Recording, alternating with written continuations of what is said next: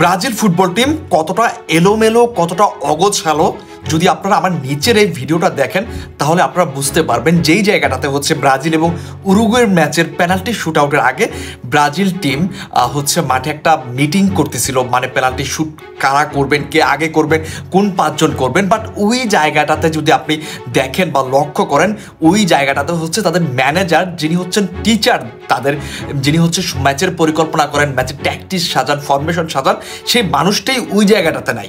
মানে Dorival junior Brazilian coach, তিনি ওই মিটিংয়ের ভিতর নাই, তিনি বাহির থেকে তাদের কথা শুনতেছেন, প্লেয়ারদের কথা।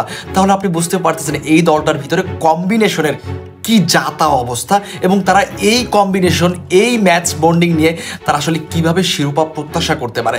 সো আপনারা স্পষ্ট দেখতে পাচ্ছেন যে দরিভাল জুনিয়র যে জায়গাটাতে হচ্ছে প্লেয়ারদের ভিতরে থাকার কথা ছিল এবং তিনি ডিরেকশন দেওয়ার কথা ছিল, এবং তিনি প্লেয়ারদেরকে বলা উচিত ছিল মানে বিভিন্ন কথা, যে কে আগে শুট নিবে এবং কনফিডেন্স বুস্ট আপ করার জন্য একজন ম্যানেজার যা যা করে থাকেন সেই কাজগুলো দরিভাল জুনিয়র করার কথা ছিল প্লেয়ারদের ভিতরে থেকে ওই মিটিংয়ের ভিতরে।